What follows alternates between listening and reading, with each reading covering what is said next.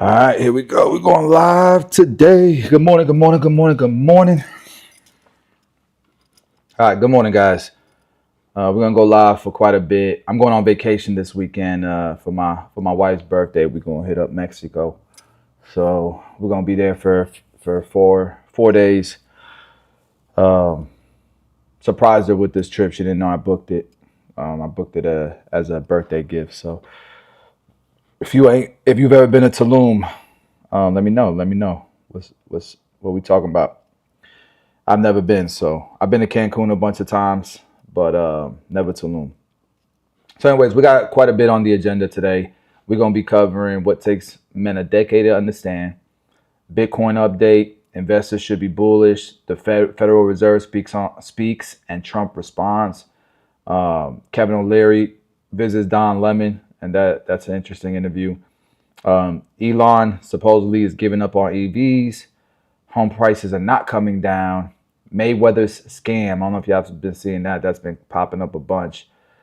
Nothing major. I think the biggest coverage on that was Stephen A. Smith, and then the Dallas school shooter, and then supposedly Don Lemon shows evidence of Doge lying about cuts. So let's get through it. Real quick, this video right here, what takes the average man decades to realize. I really wanted to check this out because, I had recently reacted to a Manosphere video on the Fresh and Fit podcast, and one of their guys, Chris, was wilding out. And I got some comments on there, and you can tell there was people who were defensive about that, who were trying to stick up for what was going on that show. One guy said it was a gross misrepresentation of what that show typically is, even though there's hundreds of clips showing them treating women crazy. Like, you a man. Real men, bro, real men. One thing that I learned from Stoicism and from the Bible, even though they contradict each other, one thing that I learned is that real men are not lions and tigers and bears. Those type of species, those type of animals have no self control. They have all this power, they have all this muscle, but they got no self control. And what makes a real man, what makes a strong, powerful being, is strength here too. Isn't just strength here, it's strength here too. Ain't just strength here, it's strength here. And that's what a lot of people don't realize. Like, yo, you are a man talking crazy to somebody weaker than you. And intellectually, you think you're smarter, but if you got to be talking over people and cursing them out and call them bitches and all this shit, bro, like, you lose. To me, and the animals that Stoicism brings up is the ram, is the bull, is the elephant. And the reason why is because they're powerful, they're huge, and they start off as regular animals, just like sheep or just like cows or just like all the other elephants. But then they become this powerful animal, and they use their power for good, to protect their people, to grow their people, to enhance their people. And I think that's what makes a real man. What do the people around you, how are they doing? What does your family look like? What do your children look like? The people around you, what do they look like because of your existence? There's a lot of men who are powerful and strong, and they sitting lonely at the top. It is what it is. You could choose what kind of man you want to be, but I don't think that's a gross misrepresentation of what that show's about. I've seen 1,000 clips. I've watched the shows before, and I know what they be doing. So anyways, with that being said, let's go ahead and watch this video. What takes the average men decades to realize? Now, this is going to be Bible based, okay? And I'm all for it, because all your favorite books, all your favorite leadership books and personal development books, they're all based on the Bible. All right. So let's go ahead and check it out.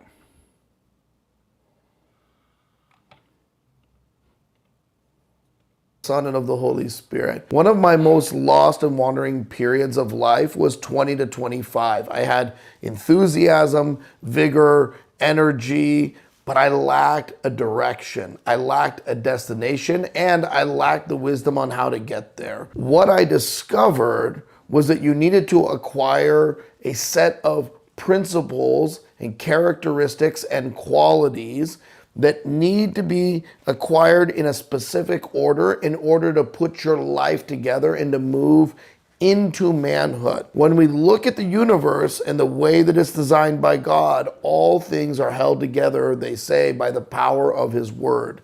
When we say, why will the world not be destroyed by a flood? We know this is because God has promised that he will never destroy it again like this.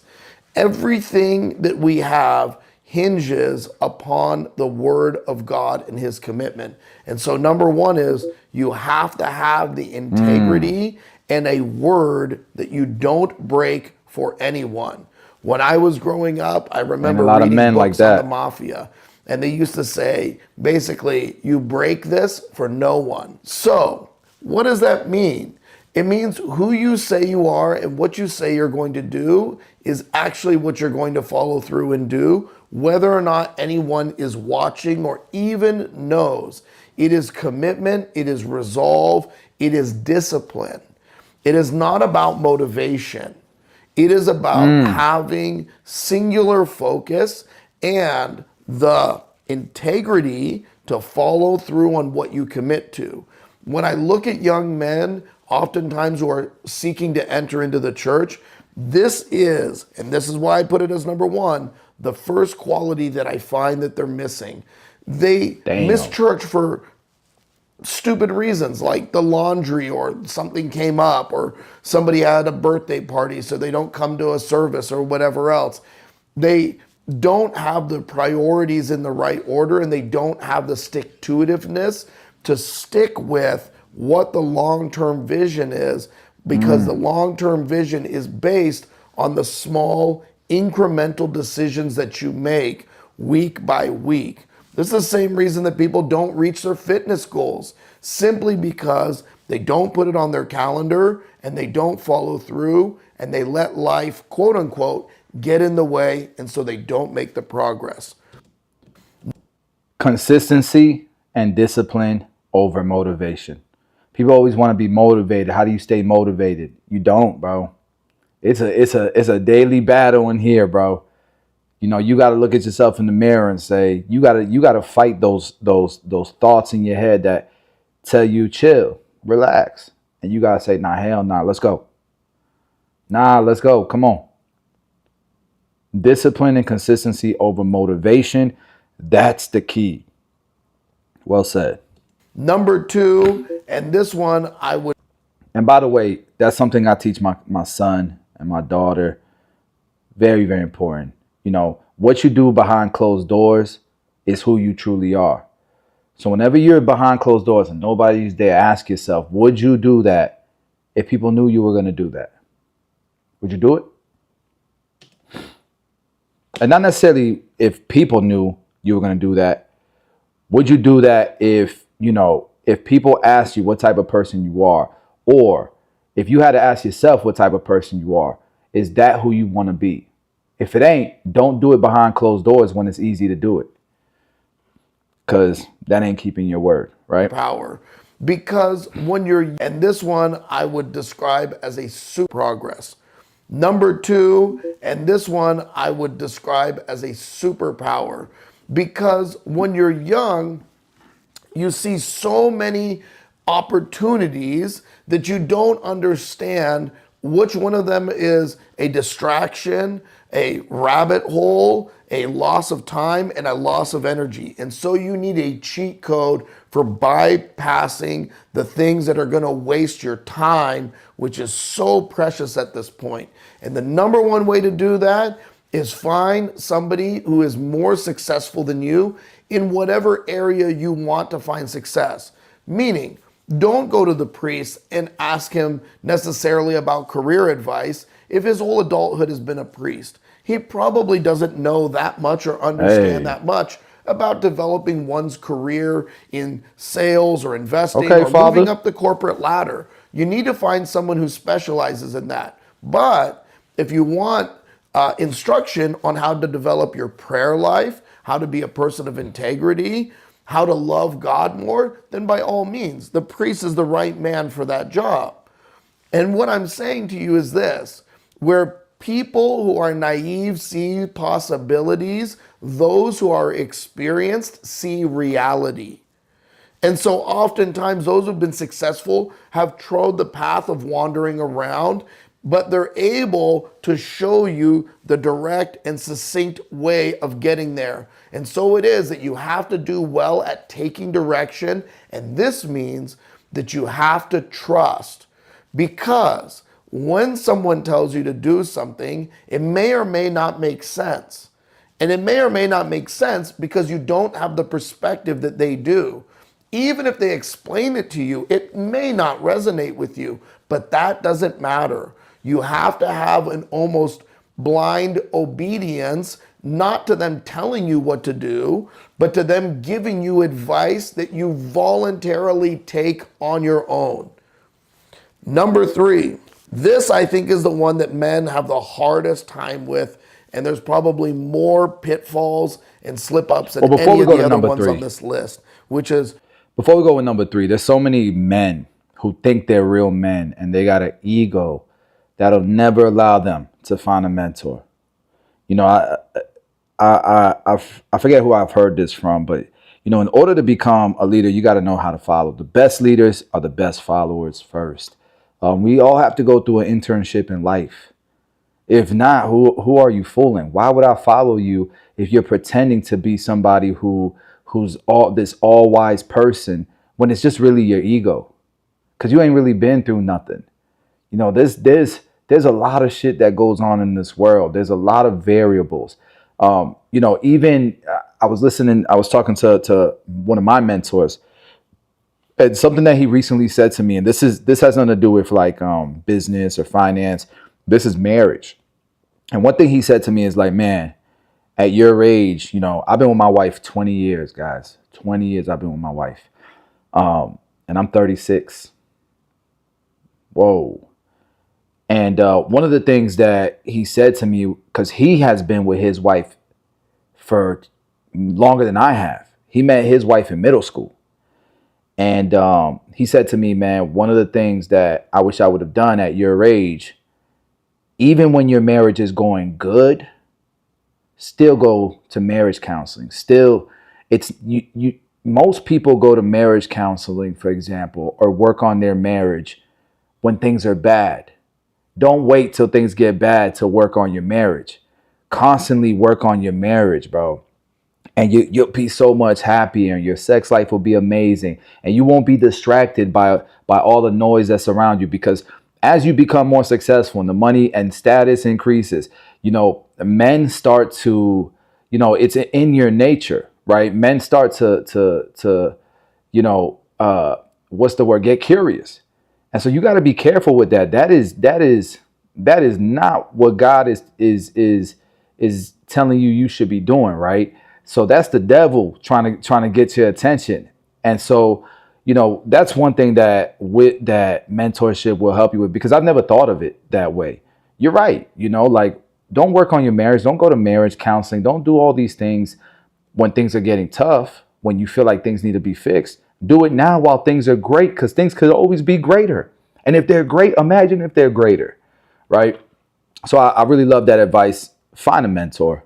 All right, number 3 is self-evaluation. is brutal self-evaluation. Men love adversity, and they love the idea of overcoming adversity, and they love an underdog story. And so many times men will look at a situation that they want to be successful, even though the margins are very slim. And so they'll base all of their decisions on trying to make that small margin situation work out. For instance, they may meet a woman who's very attractive and she has 10 red flags, which she's not even working on, or even maybe even wants to address. And a man will say, yes, But if she could just overcome those things, I can fix her, I can help her, I can be her knight in shining armor. And then he spends 2 years of his life tripping over and falling through all these different problems and not making any real progress because he's not being honest with himself at the beginning. This is the same thing often that happens with women, but what happens with women is they are more inclined to believe that men are going to change. And so they convince themselves, well, if I marry him, I'll be able to change him and he'll go into the right direction. Men love the idea of things working out, no matter how small the possibility is. And what we need to do is be brutally honest with ourselves. When we see a low percentage opportunity, we need to stop and say, do I have the abilities to overcome the adversity? Am I willing to dedicate the time and energy to something that is actually, quite frankly, probably not going to work out? And then number three, in seeking direction from an older, more mature man, we should always ask them, is this a good use of my time and energy? Because older men will say, you have a limited amount of time and it's gone before you know it. Don't waste it chasing these fairy tale scenarios that rarely, if ever, come to fruition, and the majority of men burn out their time and energy on. Wow. Hey, is Father not spitting right now? Is he not spitting right now? Let me show y'all something, man. Look, I run a mentorship for barbers. I've helped, for those of you guys that are new to my channel, I've helped thousands of barbers, improve their life, increase in life, whether that's, in business, in their finances, in just personal development, right? And so we run a community here where we do this. And I'm blessed to be able to do that. But one of the biggest struggles for our students, for these young men and women who are developing and building their lives and their careers, one of the biggest struggles is being self-aware, is understanding what your mission is, defining what your goals are, what your mission is, and then not getting distracted, because you could be doing a million things at once and going nowhere fast and being in a rat wheel. And you think you're getting progress because it's like, yo, I seen this guy did this. I seen this guy did this. And so you're trying to do all these things and then you get burned out. But you don't get burned out because you were doing too much or you were working too hard. It's because you were doing the wrong things for too long and got nowhere. Didn't see the progress you thought you would get. So you're getting disappointed. You're getting beat up and then you quit. And part of that is because you have no self-evaluation. And so one of the challenges that we have as coaches and mentors in this program is that we have to convince, or not convince, but we have to, pretty much, like, it's a battle with these guys. It's like, dude, you said this is what you wanted to do.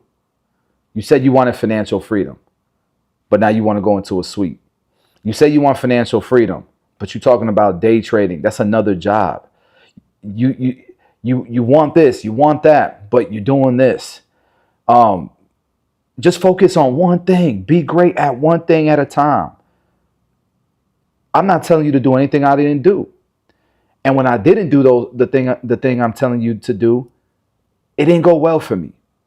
Self-evaluation, man. Number four, and this is addressing everything that we see in social media. Men have an idea of king syndrome.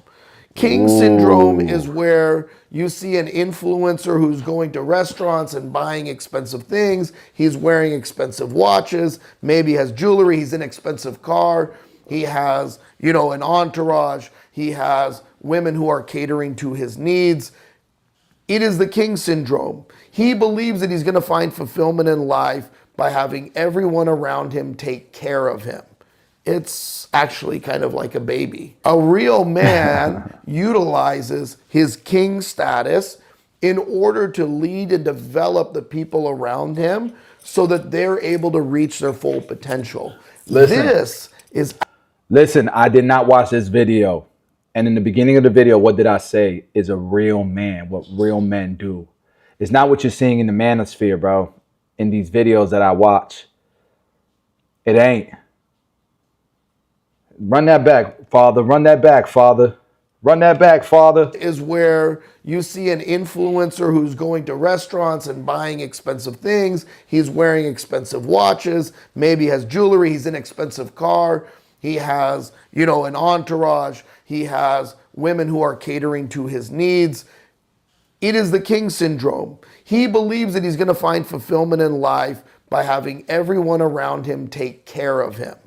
It's actually kind of like a baby. A real man utilizes his king status in order to lead and develop the people around him so that they're able to reach their full potential. This is actually where we find meaning and purpose as men. We don't find meaning and purpose in being served, but as Christ says, in serving others. Servant That's what leadership. Christ says. I came to serve, not to be served. And so it is that servanthood is our real calling. And how do we do this? We see the potentiality in the people around us, and we don't have to tell them what to do. That's bad leadership. What we need to do, show, exemplify, and empower people to do is to reach their full potential. When we do this, like when I help people do this as a priest and I see them growing and maturing into manhood, there is nothing more rewarding. It's so rewarding for a man to utilize his time and energy for the betterment of other people. People don't need to serve us. We're not babies. We're taken care of and provided for by God, and our job is to take care of and provide for the people around us. That's what gives us meaning and purpose. Number 5, adaptation. You're going to face adversity in life. That's a reality. And so many things you're going to realize are out of your control. And so much of life is not fair. Adaptation. Ooh. It doesn't matter what's going on around you, all the fires that are going on around you. Listen, people want to be so successful, and they want to educate people, and they want people to follow them. Are you sure you want those responsibilities? Because man, it's going to be a constant day-to-day battle, because there's always going to be fires around you. People are going to look to you to help them with their problems, not just your own problems, but with their problems. And so you got to be able to constantly adapt what's going on in the markets, what's going on in the economy, what's going on in your marriage, what's going on in your business, what's going on with your leadership team, what's going on.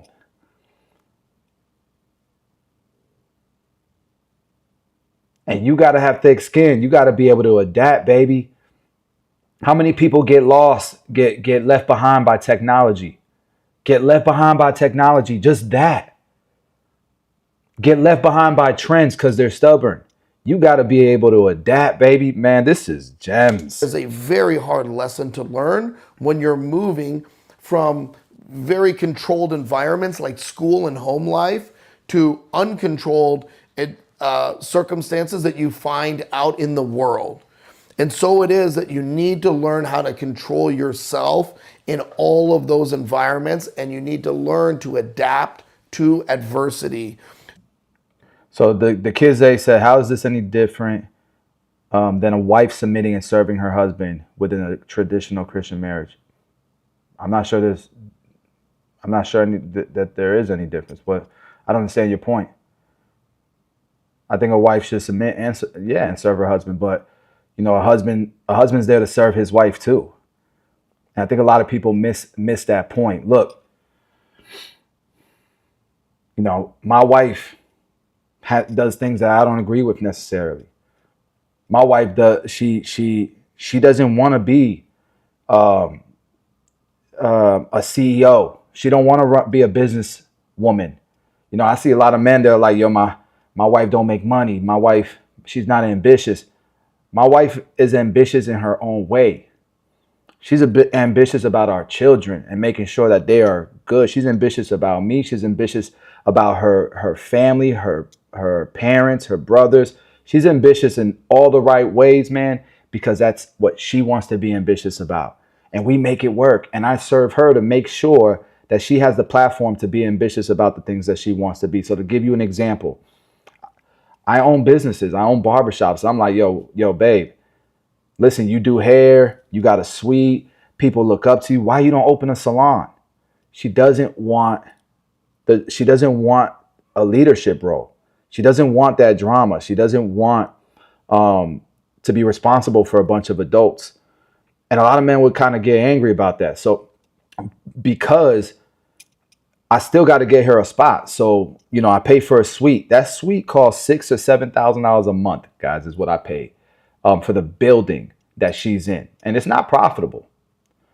It's her and her best friend and my sister that work in there. And it's literally just a place so that the women in my circle's lives have a place where they're happy and they can have purpose and they can do what they love to do on a day-to-day basis, because that makes all of us happy. We're all happy that way. It's a win-win-win situation.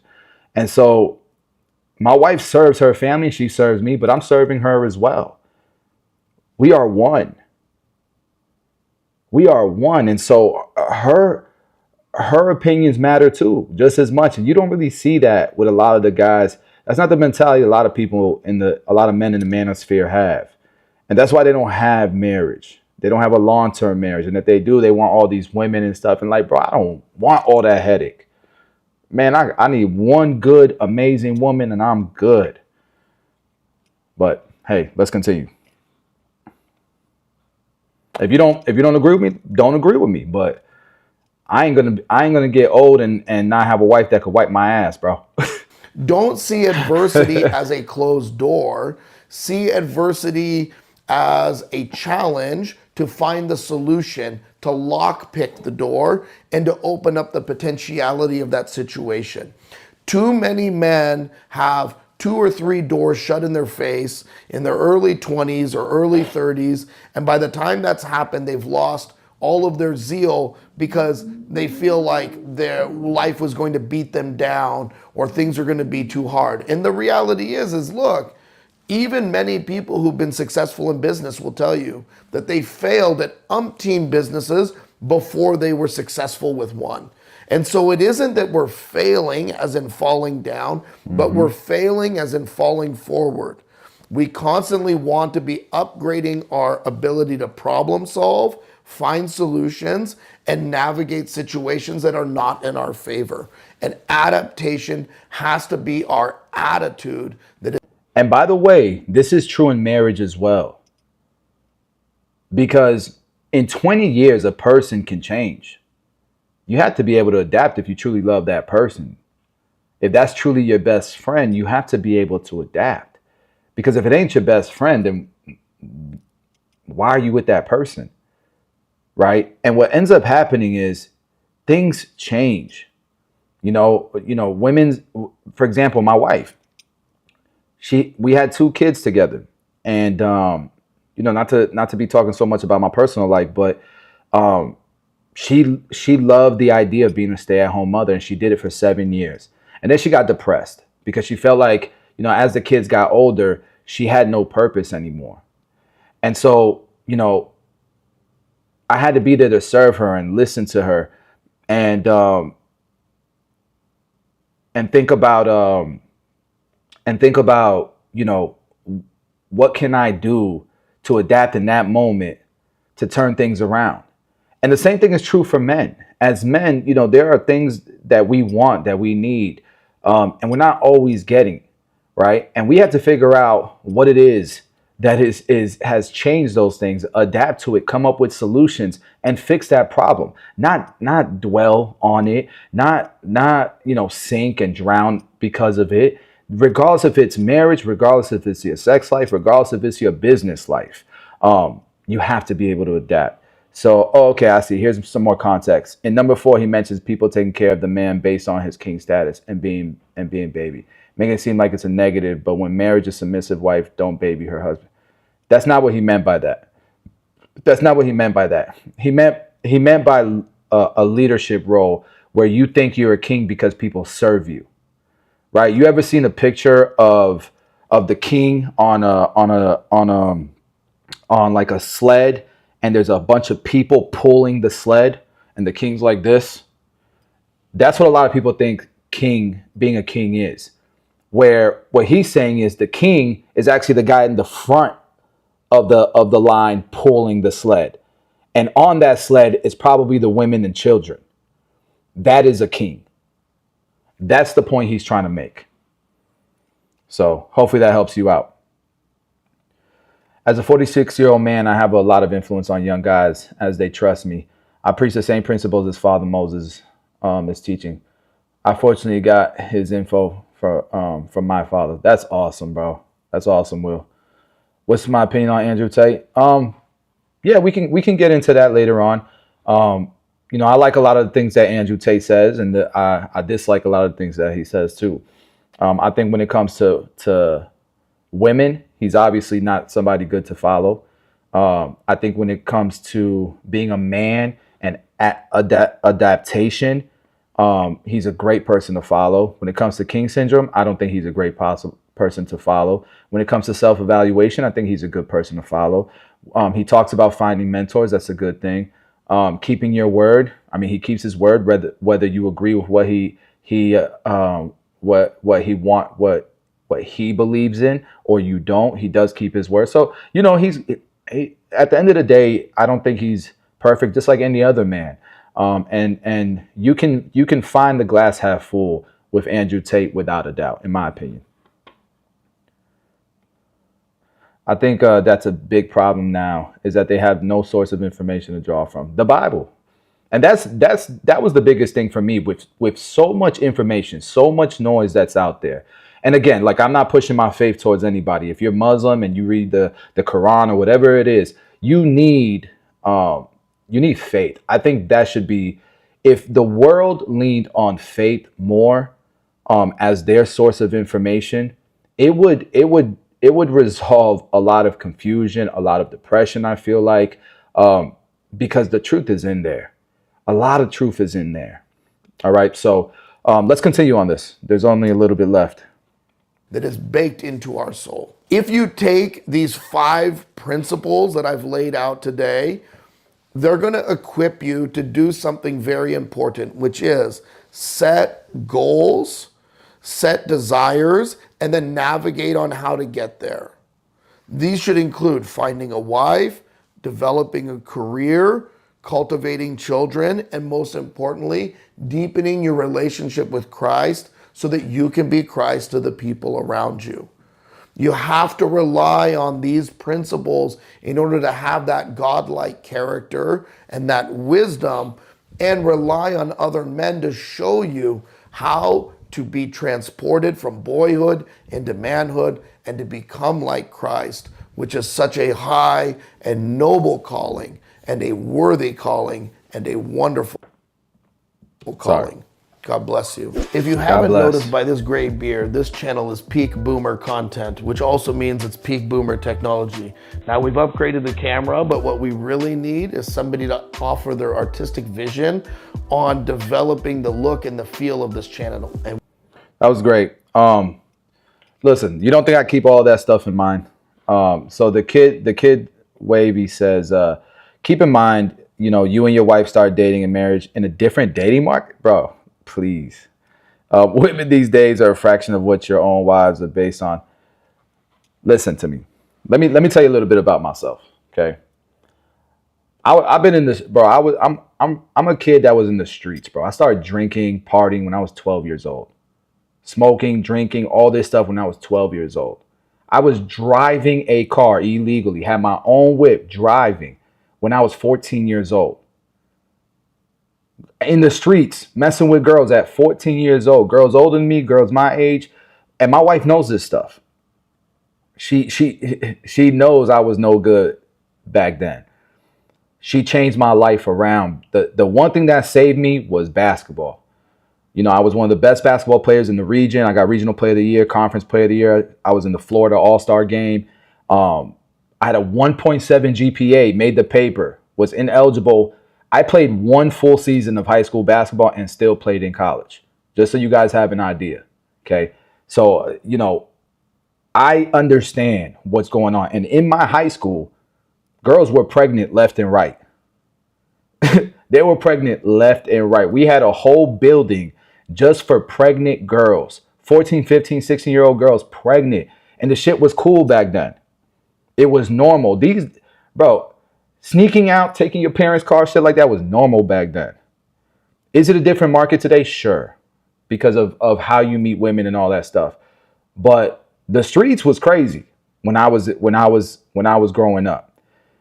But when you see, when a girl stands out, there's plenty that do stand out. Guys don't want them.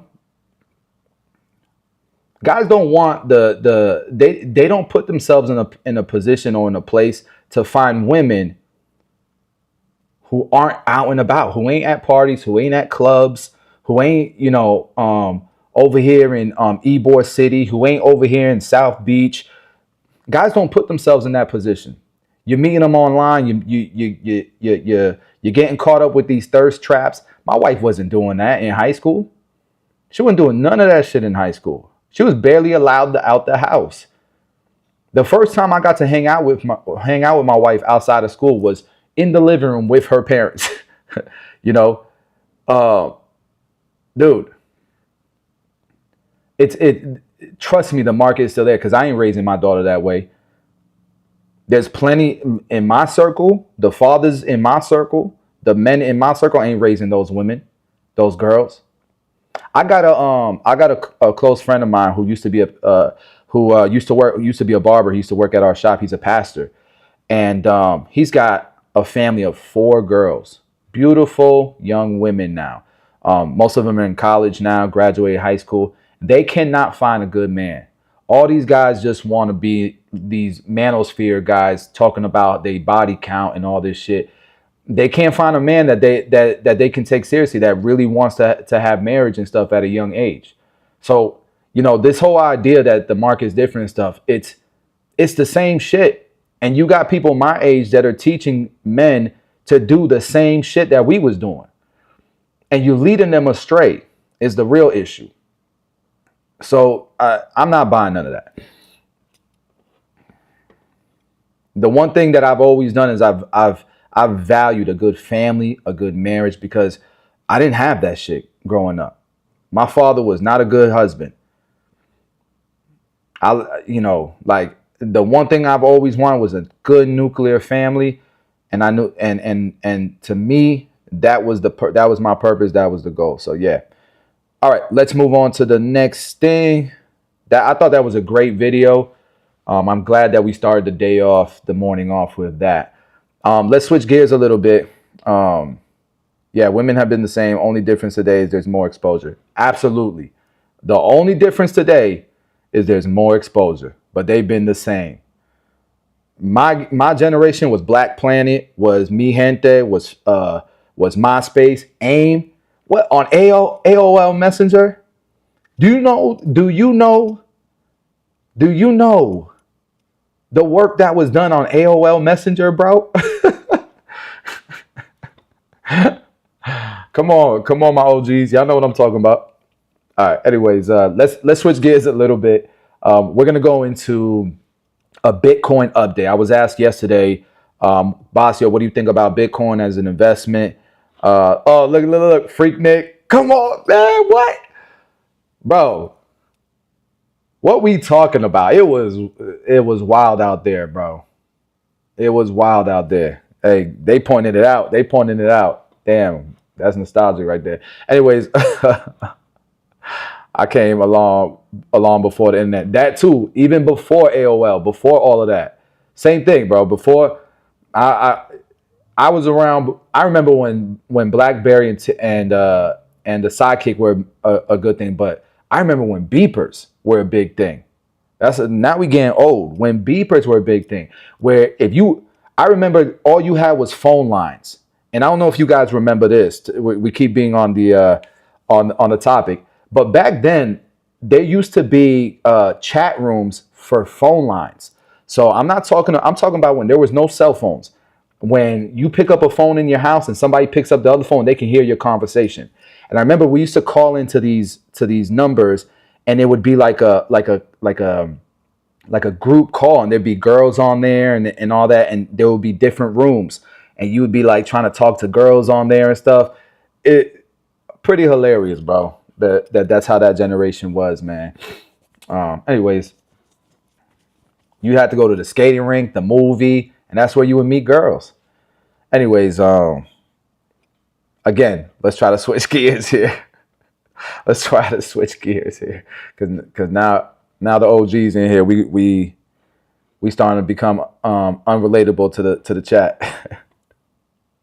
You could call and put in the code, yeah. All right, cool. Bitcoin update. Let's check out because so I invest. I love investing in liquid assets, stocks, in Bitcoin. Part of it is because I also own real estate. In the last 2 years, I've purchased over $4 million in real estate. I own commercial property, 10,000 square feet of warehousing, storage units with a billboard. I own a couple Airbnbs. Own I house hacked my old house, which was 3,500 square foot, beautiful house. I rent that out now. So I also own a building that my wife uses as her suites, and then I have on the same building is where our office is, where we film, and it's a studio for a brand where we do a lot of haircuts and fashion and men's grooming, and we make a lot of our filming, a lot of our content in that. We call it the lab. It's our studio. So I own a decent amount of real estate. And one thing that I don't like about real estate is it's real work. No matter what anybody tells you, even if you got a property manager, it is real work. The stock market, liquid assets like that, it is work, but it's not the same type of work. I can purchase things, I can do research, I can do all of my investing and manage all of my investing right in front of a computer, and I can do it every now and then. I could literally just dollar cost average, invest into the stock market, into Bitcoin in the long term. And in between that, if I want to make some cash flow, make some money, I can look into selling puts, buying calls. I can look at, these meme stocks and try to ride those waves. It's a lot more manageable when you have a life.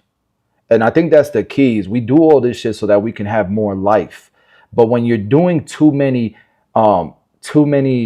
projects that require your attention and your activity, you can't. It makes it harder to balance your life, and so that's why I really love stocks and I love passive investing into liquid assets. Bitcoin is one of those, but I don't study Bitcoin.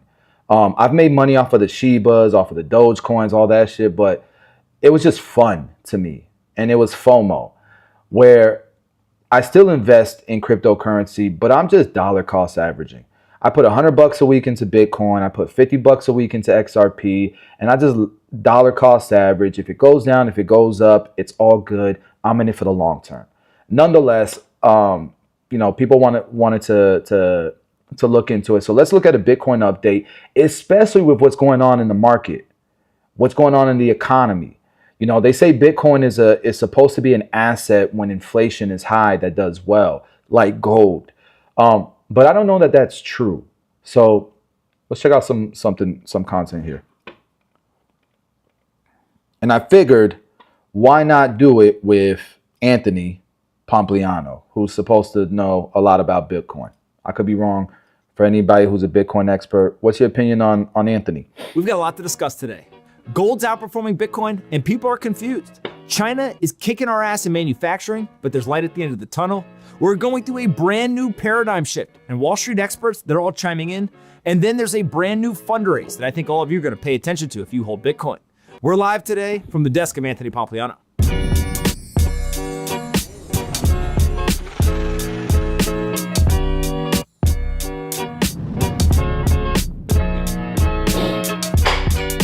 Bitcoin and gold, they're brothers from a different mother. They both embody sound money principles. Those sound money principles, they allow any asset to benefit from the debasement of a currency. Those principles include both being outside of the traditional financial system and also the inability for anyone to create more of the asset. Simply put, sound money, it can't be messed with. And both assets have had an epic run over the last 15 years. That epic run has seen the US dollar continue to lose purchasing power because of undisciplined fiscal and monetary policy. But given that Bitcoin has significantly outperformed gold over the last 15 years, many people have been wondering, Why is gold outperforming Bitcoin over the last 12 months? If both assets benefit from the same thing, shouldn't they be moving together right now? And if Bitcoin is the smaller, more volatile asset, then shouldn't Bitcoin be outperforming gold during this time period? Well, Bitcoin's down about 10% since the start of 2025. Gold's up about 20% in the same time period. That's not supposed to happen, right? What's going on? Well, the reason for this big outperformance is that central banks and large pools of capital, they are aggressively buying gold right now. There's an economic uncertainty in the market, and people want to store value. So these very large pools of capital, they're not used to buying Bitcoin yet. In fact, many of them are not even approved to buy digital gold. So they got to stick with the analog gold. You can see this clearly in this chart from Goldman Sachs about the PBOC, and they've been buying way more gold than they had previously been disclosing. Now, if you're a Bitcoin investor, calm down, take a deep breath, don't worry. David Foley published a chart showing that gold tends to lead in rallies, but Bitcoin follows shortly after. David writes that you can see gold typically leads by a few weeks or months, and then Bitcoin follows. There's a nice gap setting up right now for Bitcoin, and Bitcoin probably is back somewhere in the $108,000 area within a few months. Now, is David right? I don't know, but we're going to find out. But we do know that Goldman Sachs, they recently raised their year-end gold forecast from $3,300 to $3,700 per ounce. So if Goldman's raising their gold forecast and Bitcoin historically does a great job of catching up, then it could be an explosive second half of the year for digital gold. It's not fun for Bitcoin investors to watch gold gaining, but Bitcoin is also falling at the same time, which just rubs salt in the wound. But just remember that both assets are likely to do well over time.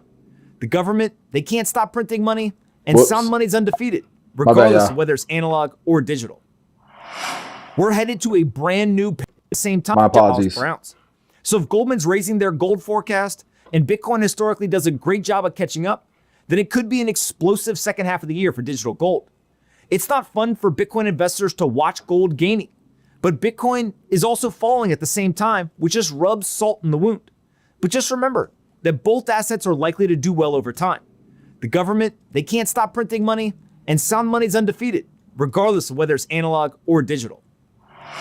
We're headed to a brand new paradigm in financial markets, and you better pay attention to this because it may affect your portfolio. But here's the thing, don't take my word for it. Instead, listen to Jordy Visser. I recently interviewed him after 30 years on Wall Street, and here's the alarm he had to sound. This week, I will literally say in something that will be out there for the rest of my life that the system officially broke this week. This seems to be the end of global trade the way we've seen it. Bond yields are very close to breaking out to the upside. 30-year yields as we sit here around 5%. The high before Donald Trump came in there over the course of the last 3 years was 5.17. Mortgage rates are going to go higher. Like the whole plan of we're going to help people all throughout the country, it's not there. So I just think everyone just has to deal with the fact that we're in this point where while we figure out this system, the China-US relationship is really important, but the currency's not moving over there. So it's just the rest of the world. It's kind of like a sausage squeeze right now while the US and China figure out how to come to some terms. It's pretty crazy to hear someone with the experience of Jordy talking about this so eloquently. The world is shifting, capital markets are changing, and countries are rearranging themselves in the global world order. Add in the fact that decentralization and technology is becoming very important, and you can see how the next 20 years is going to look very different than the last 20 years.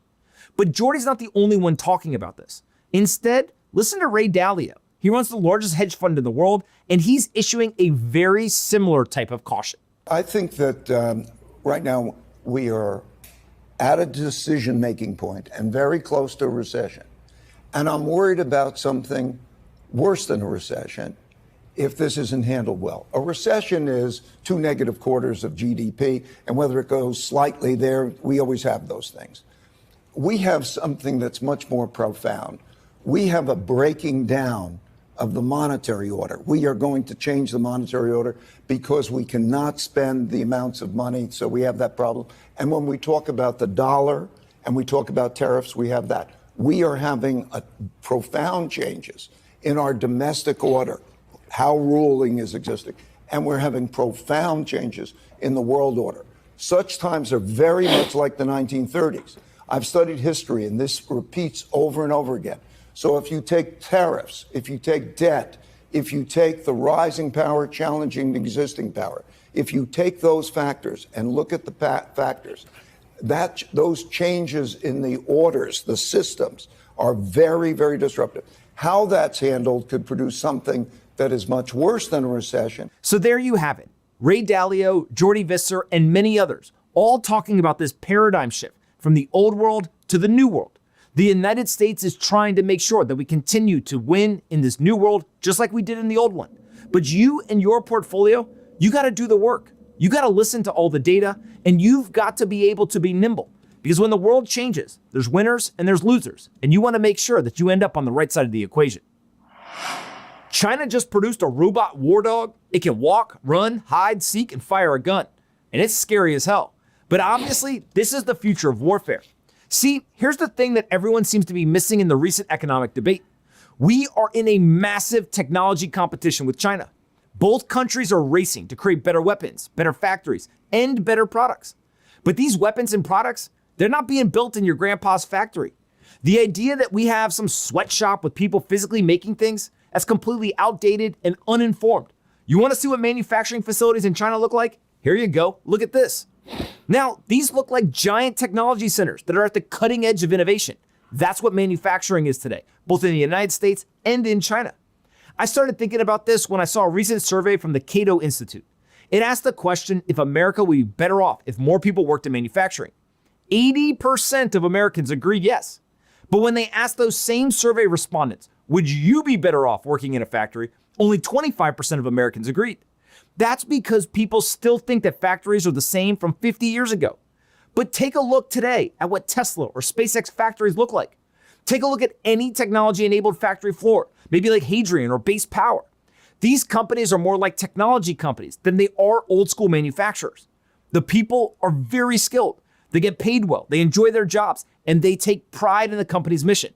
If we got that message out to the masses, more people would be clamoring for these technology jobs. But they're just technology jobs focused on building physical products in the real world. The idea of life insurance, it hasn't changed much in the last 100 years. That's until now. Meanwhile, a Bitcoin life insurance company just raised $40 million to expand globally. You heard that right. Life insurance backed by Bitcoin. Now, this isn't some crypto gimmick or some novelty startup. Meanwhile, it's backed by Sam Altman, Framework, Folger, Wences Casares, Gradient Ventures, and a handful of serious long-term investors. They're betting that the next generation of wealth is going to be denominated in Bitcoin, not in dollars. Here's how it works. Like all life insurance, you can pass it on to your kids tax-free. All right, I've heard enough. I wanted to, just based off of some of the information that I heard from Anthony, I had some questions. And so I asked ChatGPT, I asked it, how does Bitcoin perform against inflation compared to gold?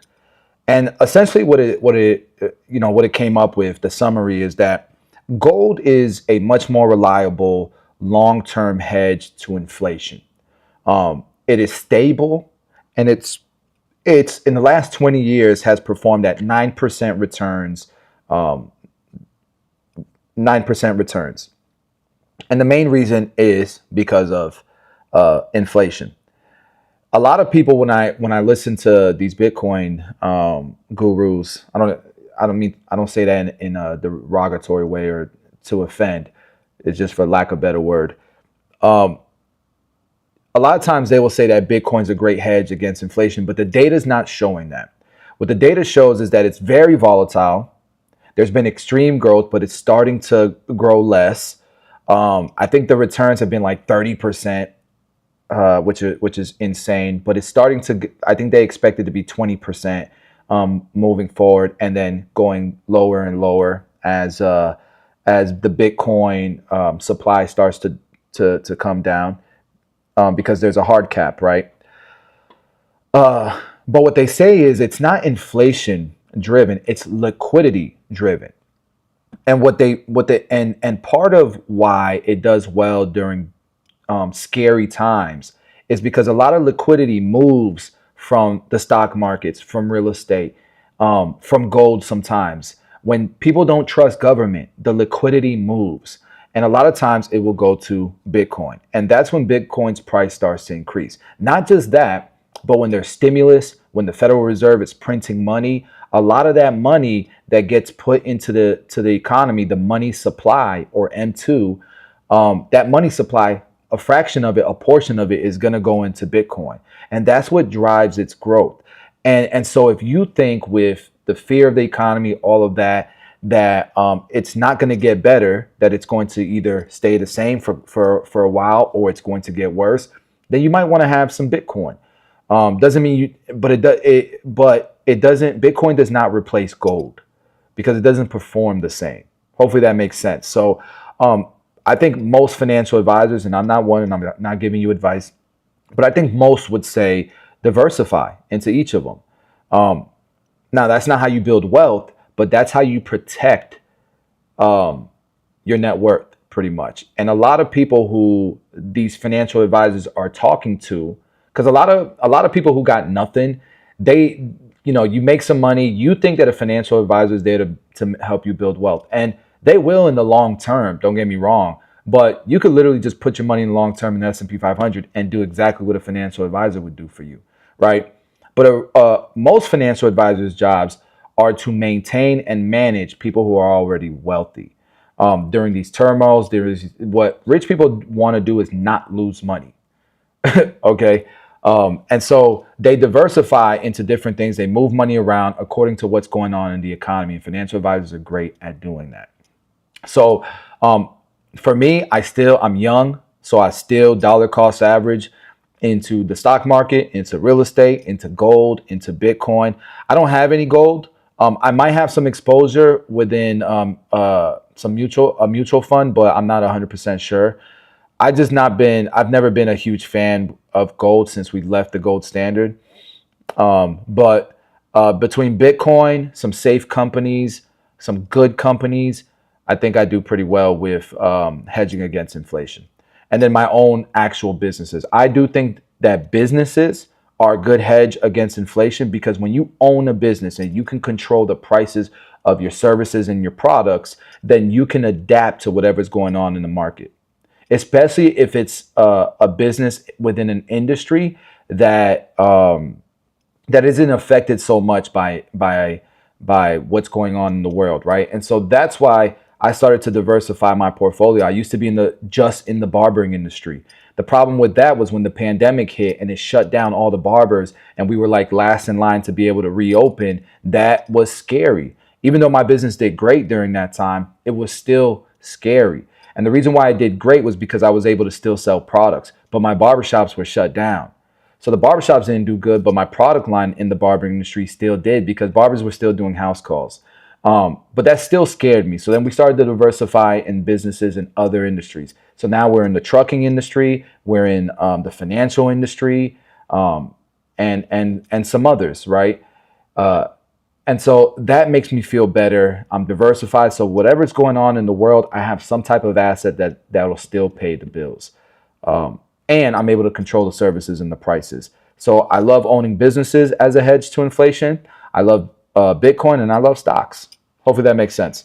So after that, I asked, with what's going on with all the recent economic turmoil, specifically tariffs and the potential change of world order, what do you say? And it said, global turmoil equals flight to safety. Historically, people turn to gold, USD, and US treasuries during uncertainty. But there's a growing niche that sees Bitcoin as digital gold, especially in countries with capital. And you know what? Bitcoin could eventually turn into that. It just comes with trust, right? And then the other thing that's great about Bitcoin is, look, no matter who has, who's on the top of the world order, right? And who has the currency of the world. Let's say the US dollar stops being the currency of the world and it moves to, I don't know, the euro, right? I'm not saying that that's possible, just as an example. It's still liquidity. And Bitcoin, because there's no borders, should still perform well. And that's something I think is a hedge against world order changes and currency changes, right? So I do love that about Bitcoin. That's something that makes a lot of sense. An example, Bitcoin hit all-time highs in 2021 as inflation fears surged post-COVID and mass money printing. Yep. If people stop trusting governments, Bitcoin demand increases, especially in emerging markets like Argentina, Nigeria, where local currencies are crumbling. Makes sense. See? Number two, tariffs, inflation, and money printing. Tariffs drive prices up, potentially leading to more inflation, especially on imports. Central banks eventually forced to print more or provide stimulus to soften the blow, to soften the landing, right? This creates a macro cocktail Bitcoin feeds on: rising CPI, fear of dollar devaluation, hedge seeking behavior. Literally, we've been streaming and we've been covering all of these topics because they're hot topics right now. More stimulus equals M2 growth, right? M2 growth is money supply. Bitcoin rallies hard, but if tightening continues, Bitcoin may still crash short term as liquidity dries up. So Bitcoin is kind of in a great place to grow right now. But the moment they start dropping interest rates and we start tightening the money supply, yeah, that's when Bitcoin will start to see a little bit of a bear market. Number three is de-dollaration and changing world order. As BRICS and others talk about moving off the dollar, and we did a video on the devaluation of the dollar. So we're pretty informed on this topic by now. So let's read this. As BRICS, and we know that BRICS probably ain't gonna move no mountains. We're not too worried about that, just based on what we've studied. As BRICS and others talk about moving off the dollar, gold is already being used more in trade settlement. But Bitcoin is permissionless, faster, and neutral. No one controls it. Imagine if even 1% of the global reserve capital flowed into BTC, into Bitcoin, as an alt store of value. That's trillions in potential demand. If trust erodes in USD-backed systems, Bitcoin becomes more attractive. So, you're kind of betting on that. And that's why I still put I put $100 a week into Bitcoin, nothing crazy. And $50 a week, $150 into crypto every week. Nothing insane. Literally less than 5% of what I invest. So the TLDR of what happens to Bitcoin, right, is, here's the scenario. I love how they break this down in a chart like this. So more inflation equals bullish long term. Federal tightening, recession fears, bearish short term. Because when there's a recession fear, they tighten up the money supply. They tighten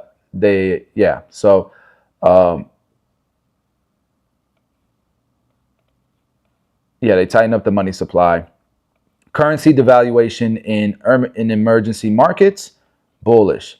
Tariffs increase global tension, depends on the federal response. Do they start printing?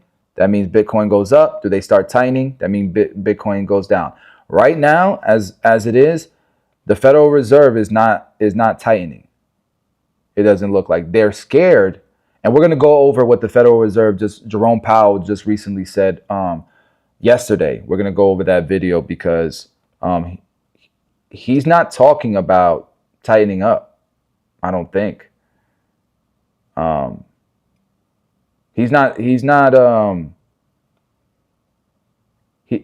that he's not tightening up. He's not making any decisions right now, I don't think.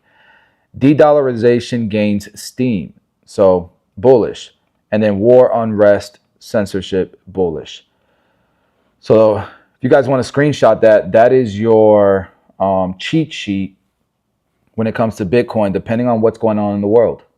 And this is why it's important to know what's going on in the world. People say it don't got nothing to do with me, it doesn't matter. Well, if you understand macroeconomics, if you understand, how Bitcoin works, then you kind of want to know what's going on in the world because it'll help you make a informed decision on how you're going to be moving forward in the long term.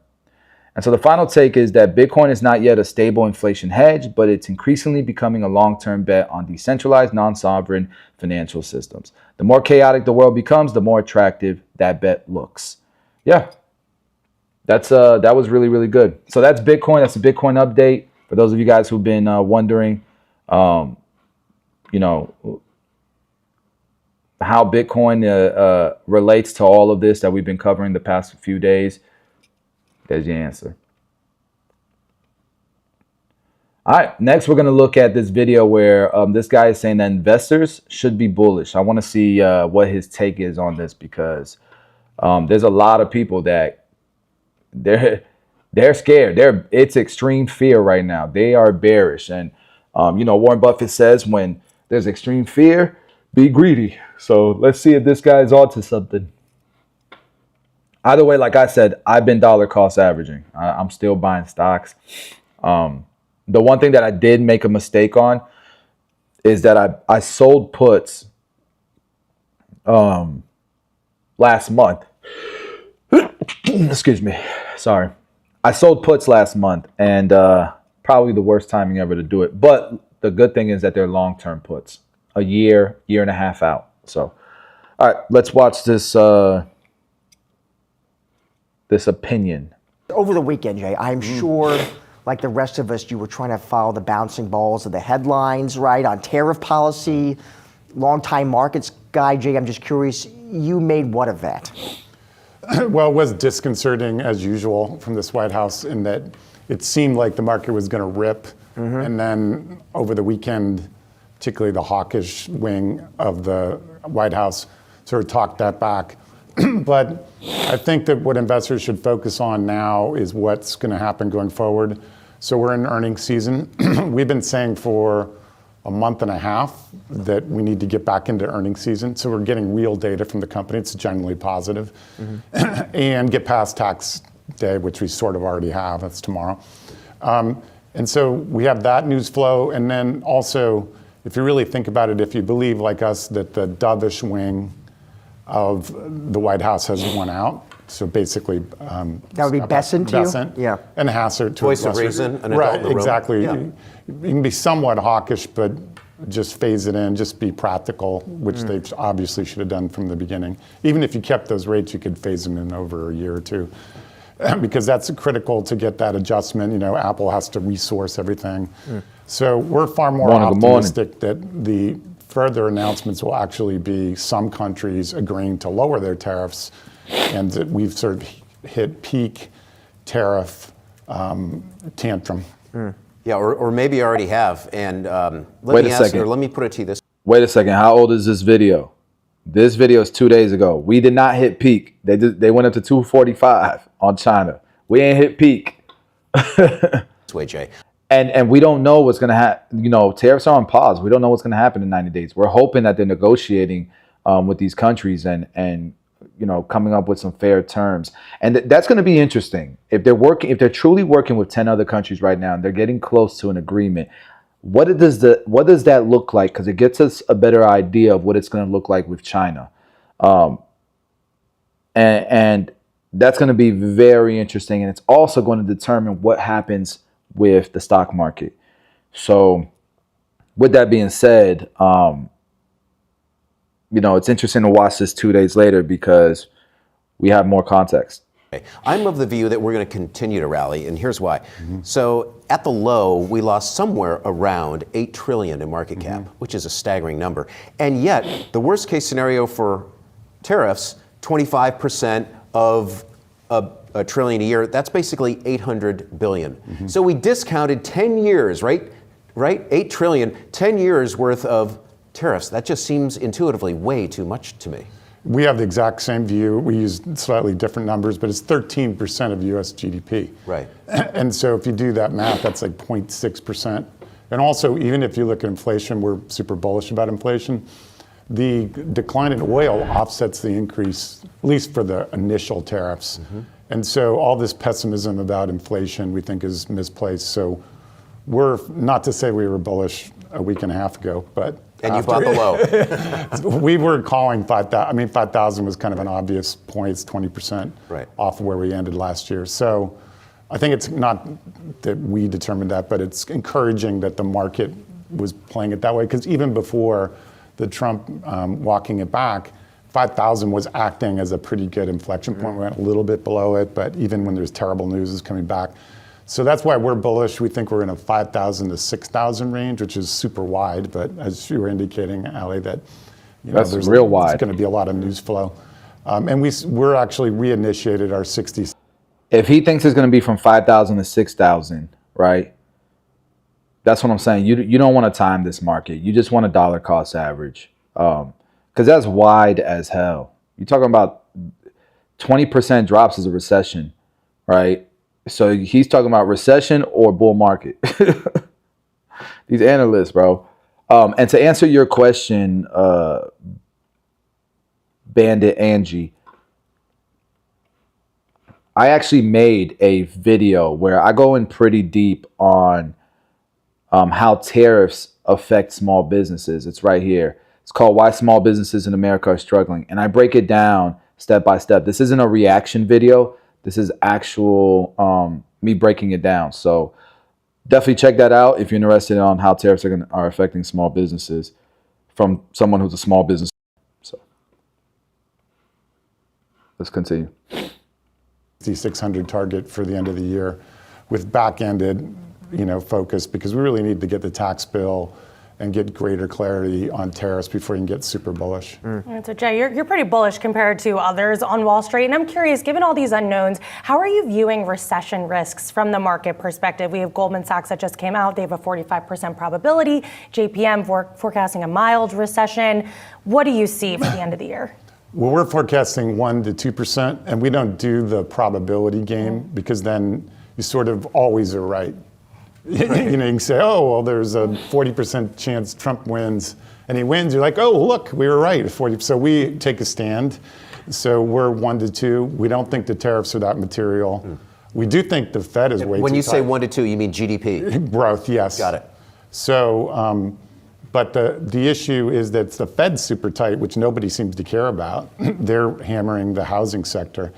But we don't think this tariff issue makes things incrementally worse, as do Doge layoffs, but it's not the key driver. The key driver is ultra-tight monetary policy. And do you think the labor market story, is that the one defense that this economy has right now? Well, definitely. I mean, I would argue more for 2% to 3% growth, but we think that will decelerate. And that's why the growth in the labor market, that is, that's why we're sticking to 3 cuts in the back half, because the Fed is always behind the curve. They're going to need to see those 2 months, like the tariffs are going to show up in even the 10% in CPI over the next 2 months. But keep in mind, PCE core is like to be between 0, we're at 0, the consensus is 0.1. That rolls it down to as low as 2.4. And so nobody cares about that, right? Nobody mentions, we're stag deflation, everybody's stagflation. And so everybody's fear-mongering. We do think the Fed will cut when the labor market softens up some more, or if it does. But that'll be the catalyst, because they're terrible at analyzing inflation, forecasting inflation. They don't believe in the money supply, which is like the Pope not believing in Jesus. It's just totally awful. So, and look, we know that money supply is important. We just watched a video about how important money supply is. And we just went through a pandemic just a few years ago. When everybody thought the market was going to come crashing down, it went bonkers, crazy growth. Why? Because the Fed started printing stimulus packages, the money supply grew. That's just as important, but people aren't used to that, because remember, we haven't been considering how old America is, we haven't been off the gold standard in a while, for a very long time. So a lot of these guys are learning this stuff, and he's calling it out. He's saying, the media is covering what's obvious to look at and be scared of, and gets the headlines going, but they're not paying attention to something that's so important, which is money supply. And with that being said, I got a comment recently where somebody said, but real talk, what's this got to do with barbering? I don't know about you guys. I own 10 barbershops, and I spend just as much time in the barbershop talking about current events, money, stocks, money, investing, politics, marriage. I spend just as much time talking about those subjects as I do cutting hair. When a client's sitting in my chair, that's what we talk about. If you don't consume this type of information as a barber,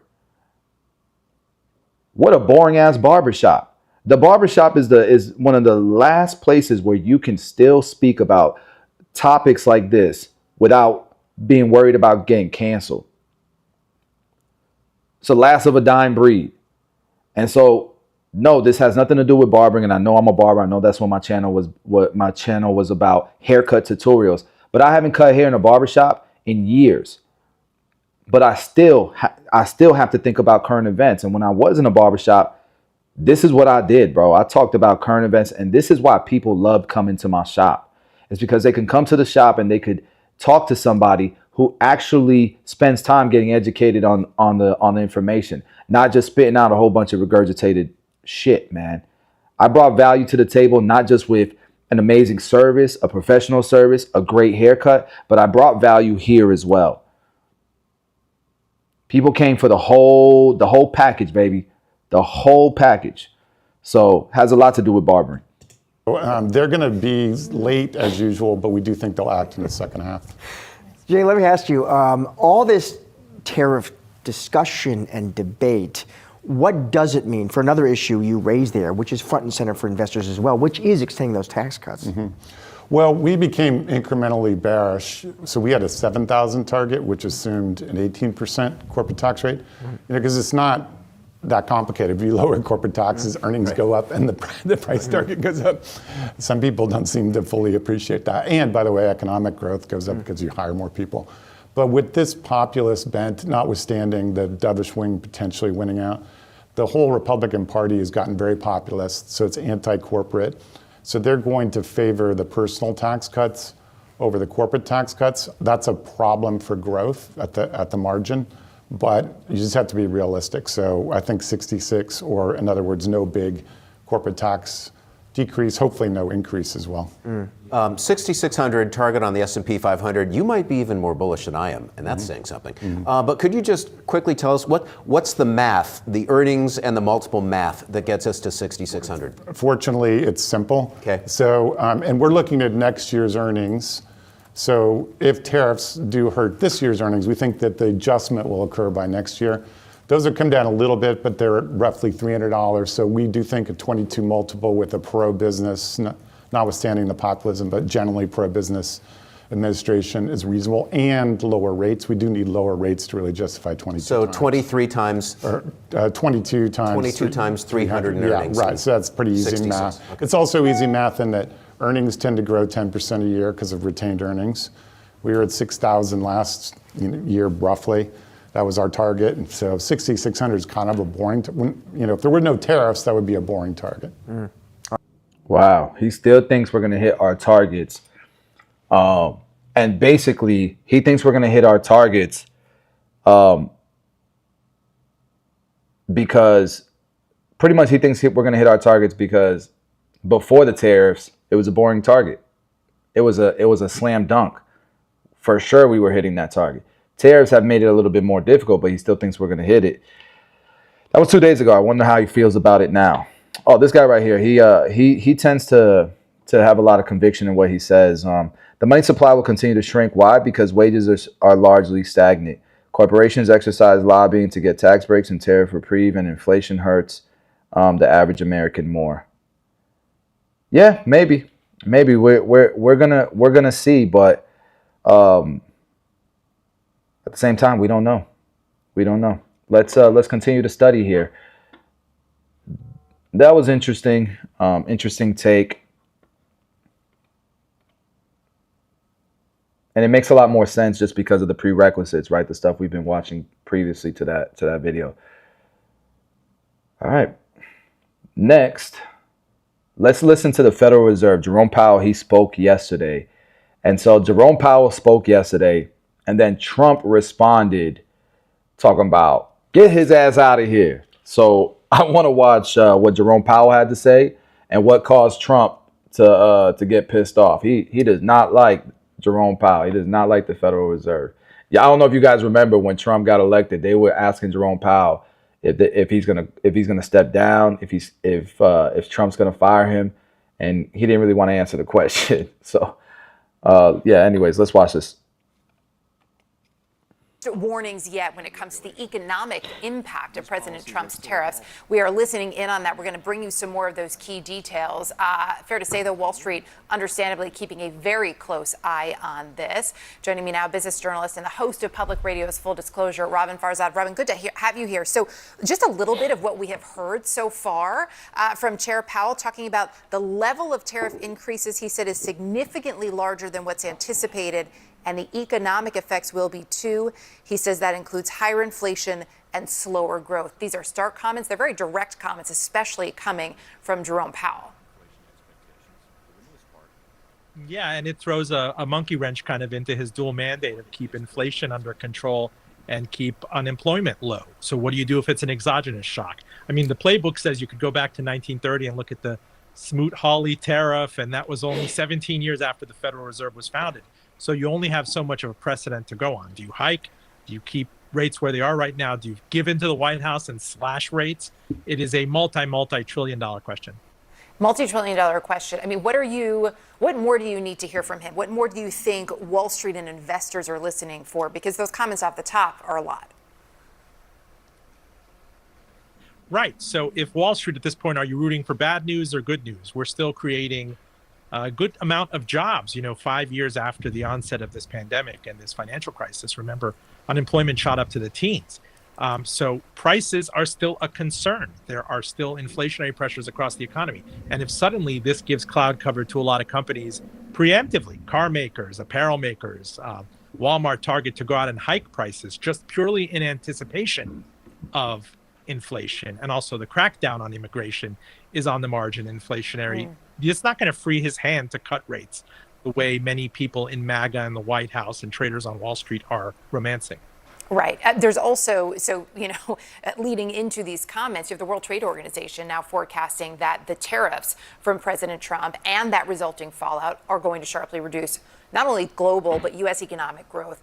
And they've said to expect the expectations for global trade this year have, quote, deteriorated sharply. Put that in perspective. The fact that it's deteriorated sharply, I mean, how quickly do we really start to feel this?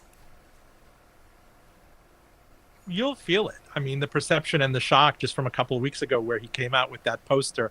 But what's interesting to me is when you see this, it's not like Trump in the Oval Office is going to call in his Treasury Secretary. He's like, wait, did you just see what the World Trade Organization said? No, we can't possibly crash the global economy. He's happy to play with fire. As your prior correspondent was saying with the rule of law and the judicial system and the kind of the low-key constitutional crisis we have here. So that has to worry bankers, whether you're talking about the WTO, the IMF, the Federal Reserve, that you have a person here who believes these things work, believes in his methodology, going back to the 80s, that tariffs are good and we need to protect ourselves and cover our bases. And there's no evidence to prove that it actually works in real multi-trillion-dollar reality. And who often puts pressure, right, at least through social media, on the Federal Reserve, telling the Federal Reserve, interestingly, to stop playing politics and basically do what President Trump wants. It'll be interesting to see what the reaction is to these comments once Jerome Powell finishes speaking. Robin, we have to leave it there, but great to talk to you. Thank you. Moments ago, Fed Chair Jerome Powell giving his starkest warning yet on President Trump's tariffs. The level of tariff increases announced so far is significantly larger than anticipated, and the same is likely to be true of the economic effects, which will include higher inflation and slower growth. Tariffs are highly likely to generate at least a temporary rise in inflation. The inflationary effects could also be more persistent. Wall Street clearly not a fan of this new message. Joining us now to discuss CNN business editor Market Laura tanked. Quest, who's I actually watched that live live. this hour at the New Like, York whoa. International Auto Show. I imagine there's a little bit of chatter about this there too. So Powell here said the public's going to pay for these tariffs and basically said, brace yourself, there's some pain coming our way. Yes, and although he had said this before, just a few weeks ago, he sort of alluded to it and made some tangential reference. This time it was full throttle. Anybody who's used to Fed speak knew exactly what Powell was saying, that inflation is going to go up. The worry is that that inflation, once it arrives, will be persistent on top of that which is already in the system. And, you know, you go 1 + 1 + 1 equals, it means that the Fed won't be able to lower interest rates. Because what the Fed chair said is that the dual mandate, full employment, price stability, are now about to go into conflict. They're going to have higher inflation, and that's going to mean higher interest rates for a longer period. How much longer? How high? What they're going to do, no one knows because it's so uncertain. But this is not the canary in the mine. This is actually the man walking in front with a red flag. The red flag, but when it comes from Jerome Powell, right, it does hold a certain significance for him to be that direct. US retail sales jumped 1.4% in March, the largest monthly gain in more than 2 years. But some economists believe the surge may have been fueled by consumers rushing to buy in an effort to beat the likely higher prices that will result from the tariffs. California is suing the administration over those levies. Governor Gavin Newsom argues the president doesn't have the authority to unilaterally impose them on Canada, Mexico and China, the state's 3 largest trading partners. Let's go beyond those numbers now. CNN business and politics correspondent Vanessa Yurkovich joins us. Jerome Powell has said some of these things before, hasn't he? But there felt like more urgency to them. That was probably expected. But just explain why the numbers seem quite positive that we're getting on the economy right now with this background. Yeah, I mean, I'll start on what Jerome Powell just said. And as you note, he has said some of this before, but I think he's taken this a step further. And he has said that he expects higher inflation, slower economic growth. And with that, he also expects that unemployment may rise. That is something called stagflation. And that is something that the Federal Reserve has a really tough time with because they can only sort of tackle one of those 3 things at only one of those 3 things at once. They can't do it all at the same time. So markets right now, you can see, are reacting to this. You see the NASDAQ down more than 3%. You have the Dow down over here more than 600 points. And this all really started after Jerome Powell started speaking. Yes, markets were rattled because of some news with NVIDIA saying that the U.S. government had put new restrictions over the exporting of their chips. So tech stocks were already a little bit shaky. And now you have this from Jerome Powell essentially saying that tariffs are going to make it harder for the Federal Reserve to do its job. Listen to what he just said. Our obligation is to keep longer-term inflation expectations well anchored and to make certain that a one-time increase in the price level does not become an ongoing inflation problem. As we act to meet that obligation, we will balance our maximum employment and price stability mandates, keeping in mind that without price stability, we cannot achieve the long periods of strong labor market conditions that benefit all Americans. We may find ourselves in the challenging scenario in which our dual mandate goals are in tension. And now he said right there that the dual mandate goals will be in tension. That is full employment and that is keeping prices stable for Americans. So he said that we're not there yet, but that is what may be coming because of the uncertainty around these tariffs. Also, as you mentioned, Max, retail sales came in today. They were very strong, but that was to be anticipated because economists were predicting that U.S. consumers were going to start buying a lot of things and big ticket items ahead of these tariffs coming into effect. That, I believe, that is actually car retail sales for cars up 5.3% in just the month of March. We know that Ford Motor Company said that they saw a dramatic increase in people buying cars in the month of March, trying to beat those 25% tariffs on both foreign cars and foreign car parts. 2 other things to keep in mind: furniture and clothing. The U.S. imports a lot from Asian countries, including China, which is currently hit with that 145% tariff. So those are 2 industries to keep an eye on. But I think really the takeaway, Max, from what Jerome Powell is saying is that the economy as it stands right now is pretty solid. But because of the uncertainty with tariffs, that's where we could run into some problems. And he, in his speech today, is forecasting that, Max. Yeah, it's pretty clear, wasn't it, Vanessa? Thank you so much for that. I want to ask you, we were hearing earlier about the very genuine fear now of stagflation. It's quite a complex thing, isn't it? But this is something that economists are now warning of, and that's kind of a worst-case scenario, isn't it, for the markets? Well, it's a worst-case scenario because there isn't an effective monetary policy tool to fight that. And I think that's what Jay Powell was speaking to today. It's a bit of a conundrum because if you're going to have rising prices and you want to tamp that down, you want to have restrictive policy. But with those rising prices, if you have slowing economic growth, then you'd like to stimulate that. So you find yourself, between a rock and a hard place. And I think Jay Powell was trying to get that message across this afternoon. And not a prediction that we're heading there, but certainly it's all dependent on the duration of this trade war. If in fact we start to hear about some deals being cut on a bilateral basis over the next couple of days or weeks, I certainly think that could turn the tide in terms of both sentiment and the magnitude of the inflationary pressure that we'd see with this. If in fact we're still talking about the same level of tariffs a month from now, I would certainly say a lot of economic damage that has already been done caused by this uncertainty will physically be done by a pullback in spending and certainly a slowdown in hiring and a slowdown in economic growth. Yeah, that was interesting. Well, Janet Yellen served as U.S. Treasury. So I wanted to kind of cover that a bit and let you guys know what I interpreted from what Jerome Powell said. And I think that, with respect to, travel, rest, travel, he said, he thinks that the money supply will shrink and all of that. I don't think anybody knows, because here's what I've heard.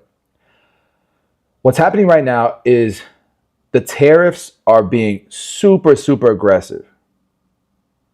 Let me see what you're saying right here. I love how the news informs, but does not at the same time. Inflation means by appreciating assets. If you don't, your money will lose value. So here's what I interpreted from what he's saying. They did not expect Trump to be as aggressive with tariffs. And I don't think anybody did. Nobody, we usually hear Trump talk his talk, and he usually means it, but he's usually a finesser about it. You know what I mean? Like, he doesn't go so hard in the paint about it. Like, he'll say, I'm going to tell Putin he better back the hell off. And if you don't, we're going to have a problem. And then when he actually does it, it's like, they're nice, they're smiling, they're handshaking. And he does say to back off, but he does it in a different way. Not with these tariffs. He's going hard in the paint with these tariffs. And Jerome Powell, I don't think expected that. So what we do know is that the tariffs don't, a lot of people who don't understand anything about business and importing and exporting, they've never manufactured anything overseas. They don't understand that when the tariffs are billed, that invoice goes to the importer. Now, there are importers that are talking to the manufacturer and saying, hey, you got to help us with these. So they're talking to the exporters saying, hey, you got to help us with these tariffs. But the small business owners don't have that type of leverage, right? Apple does. These big companies, these publicly traded companies have that leverage, but a little old guy like me don't have that type of leverage. So the tariffs, and guess what? 52% of the job market, of the jobs in America, are created by small business owners who don't have that leverage. And so when those tariffs come in and the importer has to take those costs on, you better believe either we're going to have to cut costs, which includes unemployment, or we're going to have to increase prices, which creates inflation. And the businesses are going to pass those costs on, maybe not right now, but there might be a delay to it in the long term. If these tariffs continue, they will have to. And so to protect margins, they might have to cut staff as well, so now you have inflation and rising unemployment. Now you have inflation and rising unemployment, right? And so the reason why this policy is a nightmare is because when there's inflation, the Federal Reserve usually raises interest rates to fight it, to slow inflation down. That's why the Federal Reserve increased interest rates during the pandemic, because growth was skyrocketing. They're like, yo, this has to slow down. Affordability is gone right now in America. It's very difficult. Look at egg prices, look at home prices, all of that, right? But then on the other part, when there's unemployment, when unemployment spikes, the Federal Reserve usually cuts interest rates, does the opposite.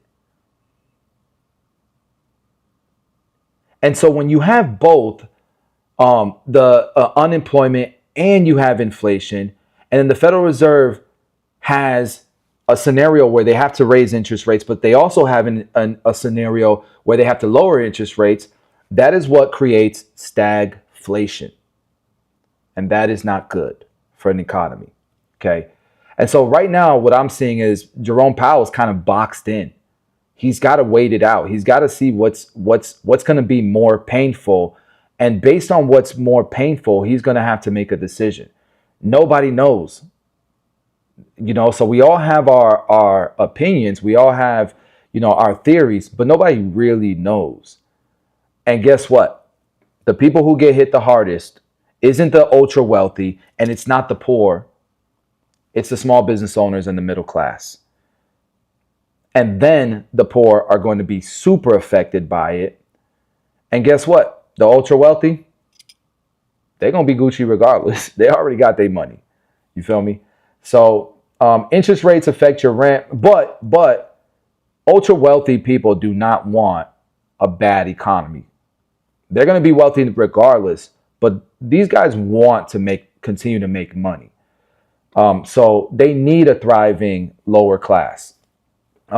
Interest rates affect your rent, your mortgage, your credit cards, and your business lines of credits. So that's why it matters to you. And then tariffs, they matter because the cost gets moved to you as well. And so imagine you have less affordability, things are way more expensive, but then going to a bank, you can't really get loans. It's difficult to get loans. Your credit card interest rates skyrocket. It's tough. And so what could happen is the Federal Reserve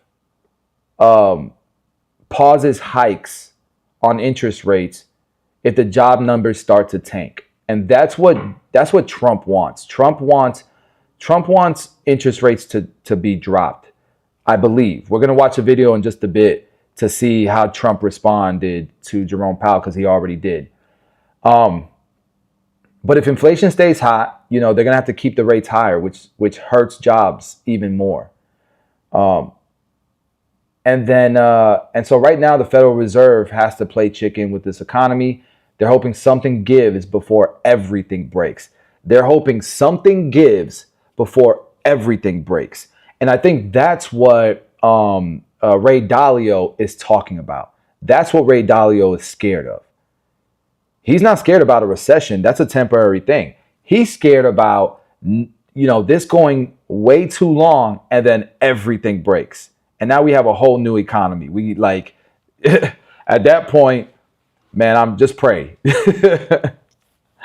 So I think that's a great summary of what we watched with Jerome Powell. Now let's watch how Trump responded to what Jerome Powell had to say, because from my understanding, he's not happy.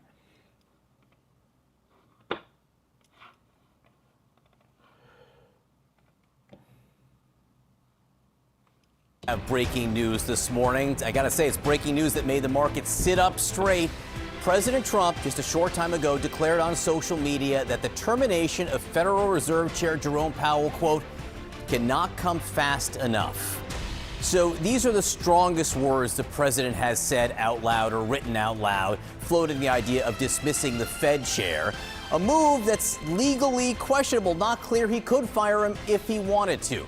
The timing also crucial. It comes just after Powell very publicly warned that the Fed would be in a tough spot as the president's tariffs raised prices and weaken the economy. He says prices likely will go up. It will likely slow down economic growth, and consumers do bear the costs of these tariffs. Let's get right to CNN's Elena Treen at the White House for this much more public front and assault on Jerome Powell. Elena.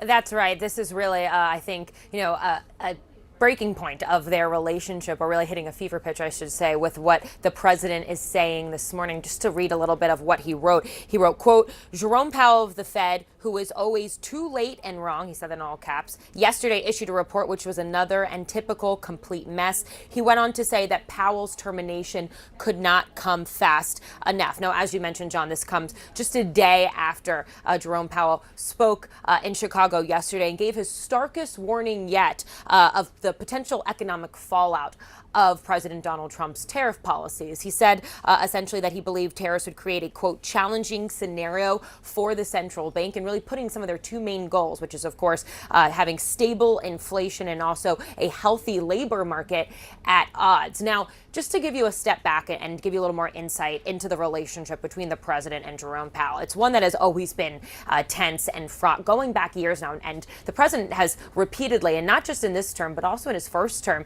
urged the Fed to cut rates. But we're seeing that even more so now, of course, because of the economic concerns regarding some of the president's trade policies and tariff policies. Now, one thing that is clear is that the Fed is supposed to operate independently of politics, something Powell reiterated yesterday. But we also know that the president has tried to issue an executive order to take more control over the central bank. And there's also concerns that perhaps the president could move to try and oust Jerome Powell before his term is up in May of 2026. All to say, we are seeing this fight really play out more publicly. I would anticipate this isn't the end of what we'll be hearing from the president regarding how Powell is running the Fed.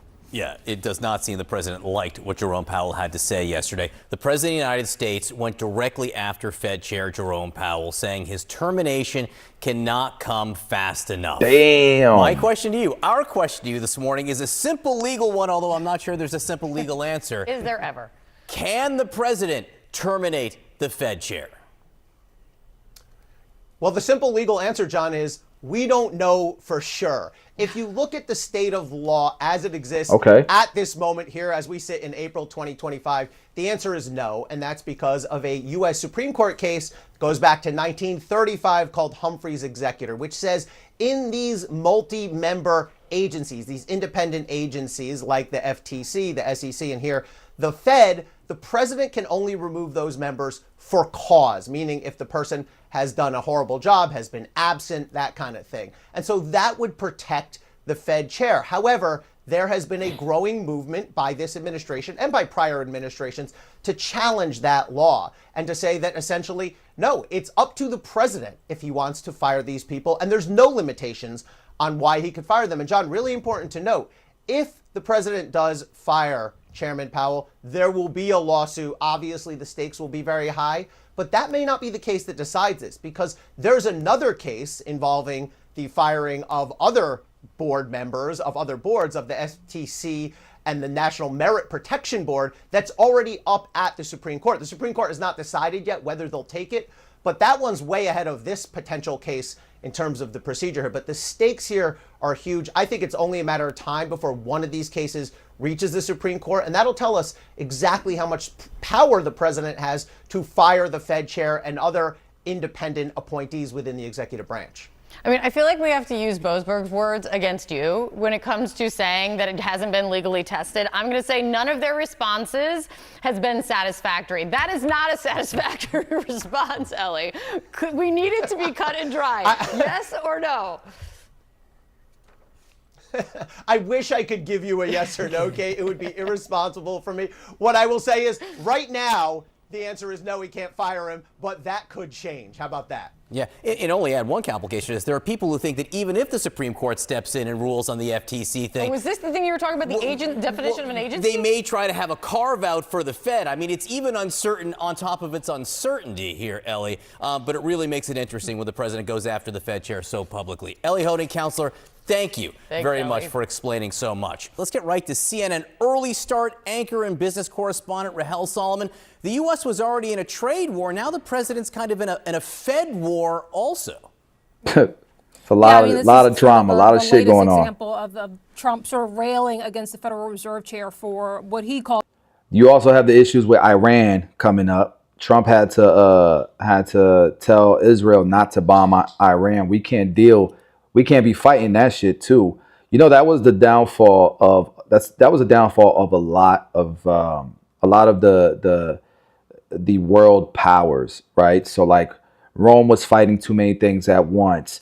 Remember, Germany was fighting so many things at once. You know, you got to choose your battles, man. One thing at a time. Trump, chill out, brother.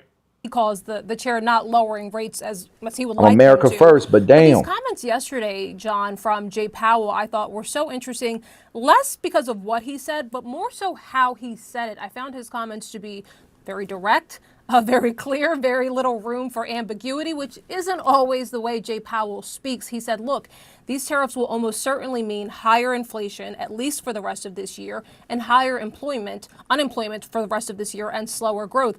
Very clear sort of what they are expecting in terms of these tariffs.